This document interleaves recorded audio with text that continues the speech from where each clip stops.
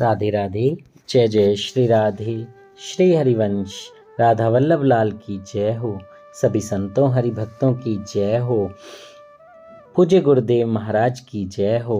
श्री हरिवंश महाप्रभु की जय हो। डोंगरे जी महाराज की जय हो। श्रीमद् भागवत की जय हो। जय श्री राधे।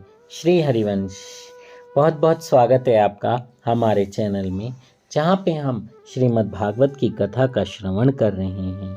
बहुत ही दिव्य श्रवण चल रहा है। कल हमने तृतीय स्कंद की कथा को विश्राम दिया था। आज से हम चतुर्थ स्कंद की कथा का श्रवण करेंगे। बहुत बहुत बहुत आनंद आ रहा है। प्रभु की बहुत कृपा है हमारे ऊपर, जो हम ये ग्रंथ पढ़ पा रहे हैं, आप सुन पा रहे हैं, और आप ज़्यादा से ज़्यादा लोगों को इसे शेयर भी कीजिए ताकि बहुत सारे लोगों को इसका लाभ मिले। चतुर्थ स्कंद में बहुत दिव्य दिव्य कथाएं हैं और आप एक एक प्रसंग को, एक एक वीडियो को ज़रूर सुनें। तृतीय स्कंद में हमने सुना कैसे भगवान कपिल ने अपनी माता को ज्ञान दिया, जिससे वो इस भवसागर से पार हो गईं। अब हम चतुर्थ स्कंद की कथाएं पढ़ेंगे, और उससे पहले आज हम ये सुनेंगे कि चतुर्थ स्कंद में क्या है। जय श्री राधे। श्री हरिवंश। तो आइए समय ना गवाते हुए अपनी कथा का श्रवण करते हैं, लेकिन कथा से पहले हम श्लोक का श्रवण कर लेते हैं। जय श्री राधे। सच्चिदानंद रूपाय विश्वोत्पत्त्यादि हेतवे तापत्रे विनाशाय श्री कृष्णाय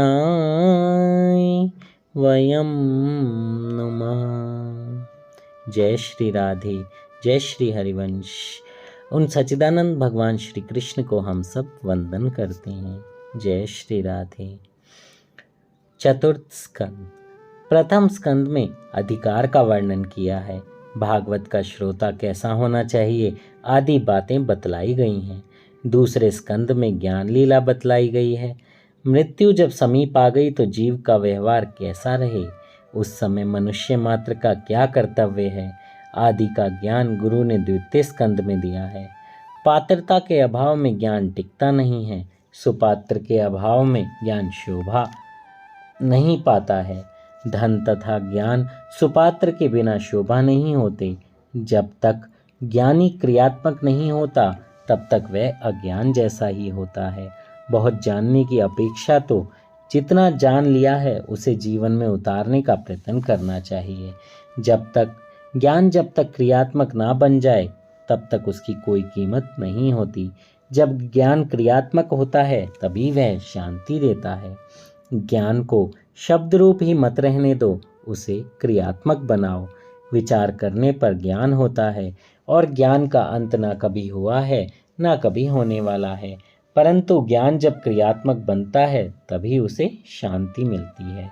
गुरु के द्वारा दिए गए ज्ञान को क्रिया में और जीवन में किस प्रकार उतारना चाहिए, यह बात तीसरे स्कंद में बताई गई है।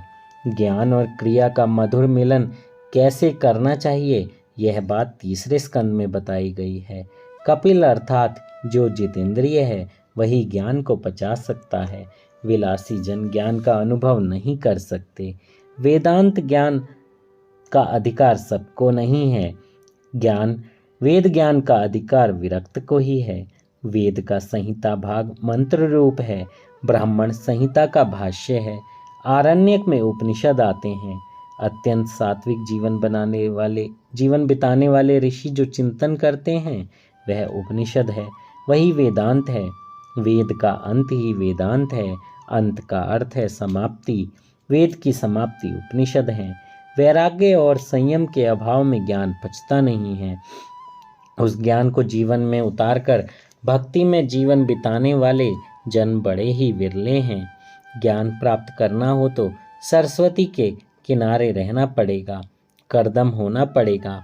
आप कर्दम बनेंगे तो आपकी बुद्धि देवहूति बनेगी, और यदि आप जितेंद्रिय बनेंगे तो आपकी बुद्धि निष्काम बनेगी। ज्ञान सिद्ध होगा।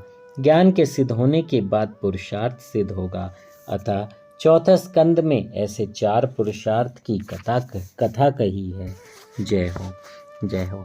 आज का पहला टॉपिक है क्रियात्मक ज्ञान की आवश्यकता, 4 पुरुषार्थ और 7 शुद्धियाँ। जय श्री राधे, जय श्री हरिवंश। तृतीय स्कंद में सर्ग लीला थी और चौथे स्कंद में विसर्ग लीला है।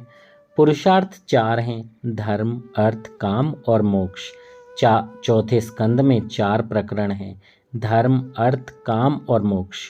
धर्म प्रकरण में 7 अध्याय हैं। 7 प्रकार की शुद्धि होने पर धर्म की शुद्धि होती है, धर्म की सिद्धि होती है। देश शुद्धि, काल शुद्धि, मंत्र शुद्धि, देह शुद्धि, विचार शुद्धि, इंद्रिय शुद्धि और द्रव्य शुद्धि। अर्थ प्रकरण में 5 अध्याय हैं, जो यह बताता है कि अर्थ की प्राप्ति 5 साधनों से होती है। अर्थ की प्राप्ति के 5 साधन ये हैं: माता पिता का आशीर्वाद, गुरु कृपा, उद्यम, प्रारब्ध और प्रभु कृपा। इन 5 प्रकार के साधनों से ध्रुव को अर्थ की प्राप्ति हुई थी।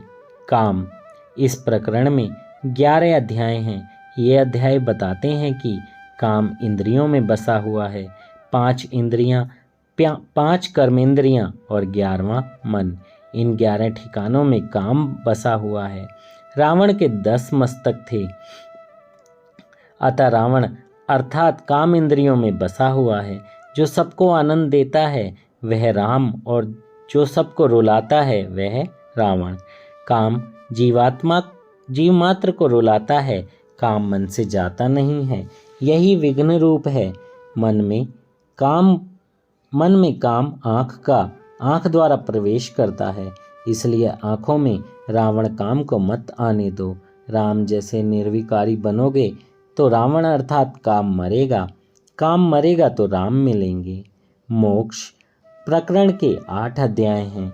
महाप्रभु जी ने कहा है प्रकृति के 8 प्रकार हैं: पृथ्वी, जल, अग्नि, वायु, आकाश, मन, बुद्धि और अहंकार।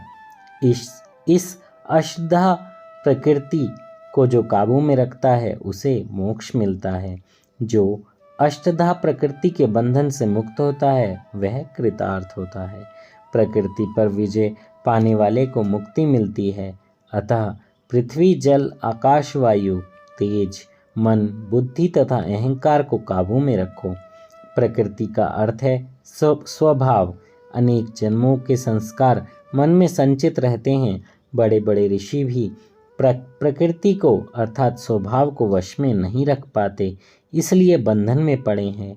अष्टधा प्रकृति पर विजय पाने वाले को मुक्ति मिलती है। प्रकृति के वश में जो होता है वह जीव है और जो प्रकृति को वश में रखता है वह ईश्वर है।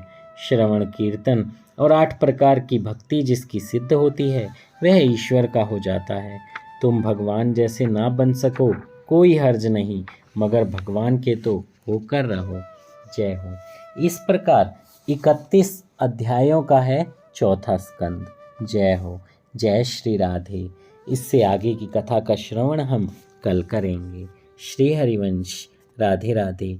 बहुत आनंद आएगा, बहुत दिव्य बातें हमें सुनने को मिलेंगी, बहुत ज्ञानवर्धक बातें सुनने को मिलेंगी और हमें श्रीमद् भागवत के बताए हुए मार्ग पर चलना चाहिए। इससे प्रभु बहुत जल्दी प्रसन्न होते हैं, मिलते हैं। जय श्री राधे। श्री हरिवंश। राधा वल्लभ लाल की जय हो। सभी संतों हरि भक्तों की जय हो। जय श्री राधे, जय श्री हरिवंश।